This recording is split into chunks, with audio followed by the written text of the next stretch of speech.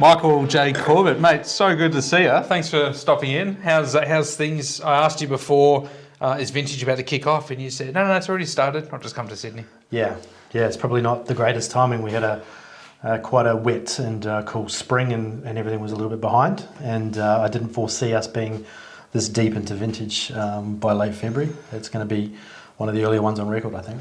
But when business calls and you have to come show the guys a different drop with your Grenache. Yeah, you get on the plane, you get it done. That's what you have to do. Yeah. So we're looking today at the brand new release of what is probably your flagship wine these days, I guess, the V Grenache. And I thought it'd be a great opportunity to have a little bit of a chat about McLaren Vale Grenache, about Vanguardist Grenache, about your approach to Grenache, because it's a variety that we're really passionate about, and I'd put you in the top 2 or 3 producers in Australia at the variety. Okay. And I'd love to just get your thoughts on what makes this variety so special, and also this amazing site that you get to work with, the Rende vineyard. Yeah, sure. Well, going back to the start where I fell in love with Grenache, that was 2009. I landed in the south of France on a winemaking exchange down near Perpignan, close to where Matassa is based. Most people probably know Matassa with you guys. And I just, for the first time ever, I saw Grenache growing in these pure schist mountains, black schist, just exploding out of the ground with these beautiful green canopies, unirrigated and hotter than Hades. And I just thought, wow, being quite conservative about water and the issues we had with water at those stages, I was like, well, this is a good variety that obviously loves heat, loves dry ground. And then, started working with it and realised how pure and bright and precise it is as a grape. Probably had made Pinot beforehand and seen some of those qualities, and then started etching Grenache in that way down in the south of France, and just seeing the purity of the grape was. Yeah, and you talk about purity, like this is the Le Petit Vanguard Grenache 2022 is just such a light and bright sort of style of red wine. It's not your grandfather's old vine Australian Grenache, is it? I mean, maybe your grandpa drank some good stuff. I don't know, not mine. This has always been about purity of fruit, drinking earlier, not having to hold on to it in élevage for so long. Not to have to go through that process what we do with the V and the Rende, and have value for people as well. To be using those same grapes that go into Vanguardist and Rende, making this wine up and being able to showcase it at a lower ABV and sort of in a different spotlight. Yeah, it's delicious. And so the Rende vineyard you're talking about. So what brought you back to that site in Australia? That relationship with Robert, isn't it? Robert there, and it looks like an incredible vineyard. It is. Yeah, I was very lucky to stumble across that in the Christmas of 2014. I actually came to South Australia to sell my inaugural wine from the Hunter Valley, Hunter Valley Blanc. And I met up. How'd that go for you? It was huge market. Good. No, surprisingly good. We got into Arana. Was one of our first clients. Oh, cool. In SA, and I was pumped about that. It was small production and it was our first crack. But I got introduced to Fraser McKinley and BK at a Christmas party, and then BK gave me the contact for his Springs Hill vineyard, which then I ended up with Robbie's contact, and I walked into this vineyard and I was so amazed by it, and it reminded me of being in the south of France, even though we're on sand versus schist, that I actually left to go back to the Hunter. I packed my car up and left my job, and I drove back and moved to South Australia. Wow. That's how much I fell in love with this vineyard at first sight. Wow. And it's in Blewitt Springs. On that old sandy soils there. Yeah. Anything particularly unique about this site? Look, it's right. If the Blewitt Springs was an actual GI, it's not. Geographically it has some boundaries. We're right at the edge of the boundary. Yeah. So I guess if you go just across the road, you come into high sands. Yeah. Okay. Which in theory would not be part of Blewitt, but it represents Blewitt like no other. So we're probably at one of the higher altitudes. It sort of gently goes downhill into a valley and faces towards the ocean. And like that entire area, there's sand and mines around there that are so deep. We're over red ironstone, clay, classic other soils that are around us. But sand over clay loam and red ironstone. And it's amazing what the sand does for these wines. Whether it's the sand or just the access that the sand gives to those deeper soils. But that's right. It's so unique in Australian wine, isn't it? Yeah, and so, these have been dry grown from day dot. So they're around about 55 years old now. I think, it took a few years for Robbie and his father Michael to plant these in the late 60s. So I've just poured. I gave myself a little bit more because it's just too delicious. The 2022 V Grenache. So this is the wine that stops the nation these days, mate. So this is the one that gets released and just disappears in a day, which is not many producers that can say that about their wine. That must be pretty cool to be able to put out your kind of flagship wine and just watch it disappear like that. It is. It's humbling and it's exciting, and it's really what I've been trying to craft for 10 years is not necessarily that experience, but to try and garner as much as I can from my experience of all the little micro ferments that we do, and then being really hard on the decision of what that blend looks like, that another year of élevage. And for that reason, the 2022 production is really low. It's cut in half of 21, not because I made less wine, but stylistically what sat in that V pocket there was much less of it. So, and you've held it back for an extra 12 months as well, right? Thank you very much. We could have used with this 12 months ago, but anyway, not to worry, it's here now. Yeah. But and in terms of how you make it, I know you're very fastidious and attentive sort of winemaker. Lots of different ferments going on. In terms of vessels, that's range of things. That's all 0.8 tons of 0.8 of a ton ferments and little open fermenters. That we start off by hand plunging because there's always 60 to 80% whole bunch. So those whole bunches will foot crush right at the start just to break them up a little bit and then de-stem on top. So at the start it's just a little gentle hand plunge once or twice a day. Once they're right into ferment, we might be able to give them a hand plunge for about 7 to 10 days. And then I actually lock the fermenters down with some plastic covers, and it'll sit on skins between 6 and 12 weeks, probably 10 weeks on average. Yeah, right. So a really long time on skins. Right. Really gentle, really slow, really long.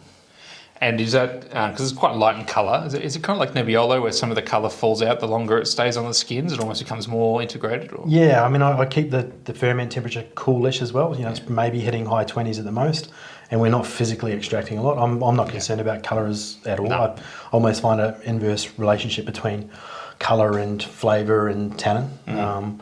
So really happy to just be quite opaque and be able to see through that. And I think what happens is, it's that infusion that started to become a bit of a catchphrase a few years ago, the infusion rather than the extraction, but it's truly what we do. You mentioned high sands, right? Yangara, obviously iconic Australian Grenache. You got, Steve Pannell not far away there, Felion getting some great wines. Yeah. Stylistically, what style are you chasing with this wine? Like, what do you want this wine to look like at its best? At its best, and I think we're close here in 22 where we've got lightness on its feet. We've got really purity and tension, but it's long. It stays with you. It's not fading away. It's that juxtaposition of wanting to have all that power, but to also be very light on its feet. And it is quite a juxtaposition to try and create those two things in once. Yeah, and I think that's a really hard thing in Australia. I think generally when we have these big, powerful wines, they become heavy as well, and that is so. Delicate's the wrong word because it's got oomph, but it's so bright and energetic. Yeah. But then has this long palate and great structure. Yeah. So many flavours and aromas, so complex. Yeah, I think we've probably had, if we said on average, there's been 20 ferments a year for the last sort of 8 to 10 years. Oh. We've done 150 ferments, and in that time I keep on just dialing in. Now there's less probably exploration with all that, and it's getting narrower. But time on skins, amount of whole bunch through all these different vintages. I think we're getting to a point where I'm crafting a wine that represents myself. It represents Vanguardist. It represents McLaren Vale, Blewitt Springs. Maybe in our way, but I think in a really positive way. Mate, you're representing the whole bloody country. It's fantastic. I love this one. I think Gary Walsh said maybe Australia's best Grenache, and I don't usually agree with Gary, but I reckon this is hard to make an argument against it. I think it's a stunning wine, and what I love though, just the lightness of touch as well. It's just gorgeous. It's exactly what I like to drink. Let's have a splash of the. I'll tip that out.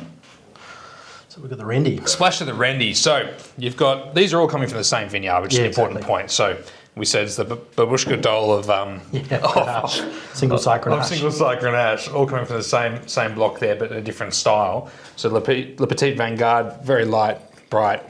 easy drinking. The V is the that's It's the hallmark. That's the hallmark. That's the benchmark where we'll, create, hone on a real style. Where does Rende sit? Rende sits, so when we do all these little micro ferments and we end up pressing to 500 litre puncheons, I'll have between 15 and 25 to look at in the winter post Malo, and I blind taste the whole lot. There's obvious Vanguardist style, there's obvious La Petite style, and there's often a grouping of barrels that look quite incredible by themselves, because what I'm often doing is using some of that earlier pick stuff to bring some brightness or some acid or some tension. Maybe that V style end has probably might have gone a little bit too long on alcohol or something like that. But then when we have these barrels sitting in the middle, and I always keep a couple or a few separate every year, most of the time they get blended to Vanguardist at bottling. Yeah. But what they represent is probably that complete wine without any adulteration through blending across those early and later picks. It's just kind of like, if I nailed one pick, that's it. So there's no different winemaking approach to this. It's not like it gets more new oak or anything like that. It's in a 600 litre demi-wee with 32 mil staves, so still large format oak, versus Slavonian oak Fuda at like 65 mil staves. But the oak is not new, it's old. The topping regime is weekly to keep, purity and freshness of the fruit. So I don't go out to try and craft a Rende ever. Yeah. We've done it 2 in 10 years. Wow. There's no 23, there's no 22, there's no 22 or 23. So this is 21. So 22, 21, and obviously different vintage, but 21 was another cool vintage as well. Yeah. And you're seeing in this just an extra level of richness. Yes. And power and body to it. Yeah, I mean, I think the vintage we have, if we're able to hang it out, 21, it was like quite an Indian summer. It was cool, but it was long, and we weren't really having any pressure from rainfall events, whereas in 22, I was forced to pick a little bit earlier because of rain coming in. We're very organic in the vineyard, so we have, that opportunity for botrytis and that to come in, which Grenache is susceptible to. But 21 just stay cool, so it's almost in those cooler years, I'm making probably wines that are much denser and have a lot of that richness. And in the hot years, I mean, you guys were kind enough to give us the Australian red wine of the year in 2020. I mean, that was extremely hot and dry. Yeah. And that was really pretty and fine. Yeah, that was an incredible wine. So it's almost the opposite of what you might think. In a hot, dry year, you'd think extraction. Now, for me, I'm getting it off early. I'm keeping that prettiness, and I'm trying to retain that freshness where it blows out really quickly. And in the cool vintage, I get to hang let it hang and build more power. And you've got time. The acid's not falling out. You've got And that's obviously a pretty attentive, like farming, like managing that. So I know you're in the vineyard all the time. Yep. You don't live in McLaren Vale. You're driving from the Barossa. Yeah, it's not. It's probably the most challenging part of what I'm doing now is leasing this entire property, which is 8 hectares. 3.5 is old bush vine Grenache. I planted 0.7 bush vine Marseille selection Grenache and Grenache Gris, which they take time and attention as well. So there's a lot of work that has to go on, and I have some lovely help around me to get that done, friends and folks coming in and out. Some kilometres up. Yeah, it means that during the season I'm spending a full big day, a night in Blewitt Springs, and then another big day before I go home. Last time I saw you was at Brash's. When he had that barbecue. Yep. I think you'd driven up from the Barossa to McLaren Vale, then you were heading back into town for a tasting and then back home again. It's kind of normal day in the life of. Any other McLaren Vale Grenache that's really exciting you, that producers that we should look out for, or styles that you find interesting? Or? Oh, look, I love the evolution of Yangara. I remember seeing those wines 10 years ago and where they were, and they were a benchmark then and they are now. But watching that over-tally come in and having that precision and purity, I mean, there's a swathe of them really, and I think the more the better. If we can get, I think one thing we have in Australia is a really unique piece of soil around Blewitt Springs that is toe-to-toe with any terroir in the world. Often we're trying to compare ourselves with other major regions that we're kind of trying to maybe emulate or have similar terroirs to them. Let's say Pinot Noir and Chardonnay, for instance, or Nebbiolo. Yeah. Whereas Grenache, we've got it it's a no-brainer. So if we're talking about Priorat or Chateauneuf or around there, we're there. We just need, the SC Pinels and the Angaras and the Thistledowns and the Ephelions to just do what they're doing, and I'll try to keep doing what I'm doing, and we'll just slowly weed away at that market, you know. Yeah, 100%. And people will recognise it'll take, 5 or 10 or 15 more years, but we'll be there. Oh, it's happening. It's happening slowly but surely, and the early adopters are there, and the mass market will come along because the wines just, you can't argue with them. They're just perfect drinks for the Australian climate as well, and light and bright, and grow well in our soils. And go Grenache, mate. Thank you. There's a lot of other wines we could talk about. There's so many great, interesting things happening in the range as always, but the Grenache is where it's at. This is a fantastic release, Michael. Congratulations. Thank you very much. And I hope to get down and see you soon down the vineyard. Great. All right, cheers, mate. Thanks a lot.